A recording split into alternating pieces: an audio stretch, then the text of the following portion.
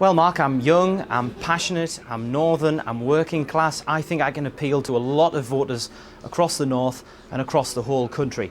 I think I've got the vision, I've got the passion, I've got the dedication to this. I am absolutely determined that UKIP has got to become a real political force in British politics, and I think I've got the skills to succeed as the next leader of UKIP. Now, you remember the kind of statement from Nigel Farage just a few weeks ago when he announced that he was stepping down permanently, this time it appears, saying he'd achieved everything he could possibly achieve. And I suppose there will be some people, some voters out there who say whether you get this job or you don't get this job, what is the point of UKIP now? We are going to leave the European Union. Well, look, Nigel Farage has done a brilliant job, and I don't think anybody is going to be able to out-Nigel Nigel. But what we've got to do is move this party forward. You know, we've got to be the party that stands up for protecting the National Health Service, opposing the privatisation started by Tony Blair, carried on by David Cameron. We want tougher policies on law and order. We want lower taxes, we want smaller government, we want strong defence.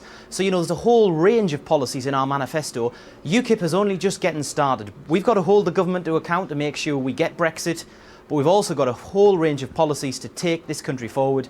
UKIP is only just getting started.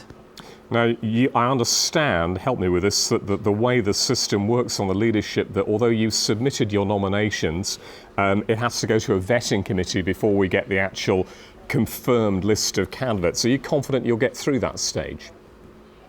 I'm confident that I'll get through that stage, yes, Mark.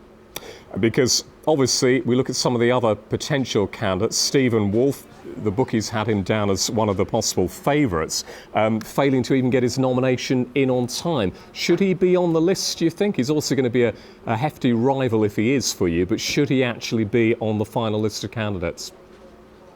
Well, I'm not going to comment on other candidates today. What I'm saying is I am launching my bid today.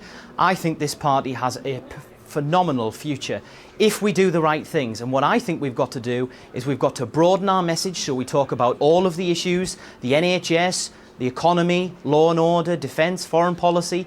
And we've got to change our tone, because we've got to realise that sometimes the way we say things is just as important as the words we actually use. So if we do those two things, if we broaden our message and if we change our tone, I think UKIP's potential at the next election is unlimited.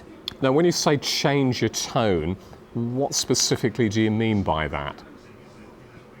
I think sometimes the way we say things and sometimes the way the message comes across can sometimes be misconstrued, and some people can get the wrong idea. I think we've got to be very careful about how we message things and how we say to people what we actually want to do.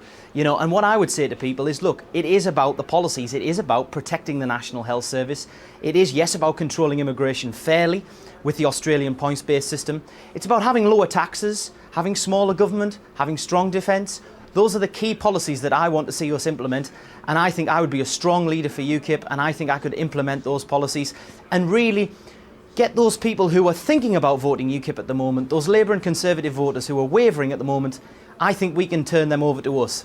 Now, I know you're not going to talk about your rival candidates, any of them, including obviously MEP Jonathan Arnott as well in this part of the world. But we do know that Stephen Wolfe has the support of Aaron Banks, obviously a big party donor. Presumably you can't compete with that. What was your sort of financial backing for this campaign? Well, look, I've got enough financial backing to be in this campaign, otherwise I wouldn't be sat here. I'm going to be campaigning relentlessly to try and get the change that we need, because we have got to be the change Britain needs. Because look at those two parties in Westminster, Labour and the Conservatives. Both of them are exactly the same on virtually every single policy area. If people want real change, they've got to come and vote UKIP, and I think I have a lot to offer in this leadership contest. You've been involved in the rough and tumble of politics for a while. You're a former councillor, but notably you also came within just over 3,000 votes of knocking out Labour in Hartlepool. You've also got a life as well. You're, I don't know whether current or former amateur wrestler. One would think those kind of skills might come in useful for politics. Well, I mean, some people might say that. I don't think I'm going to be wrestling anyone anytime soon. I haven't done that for a couple of years.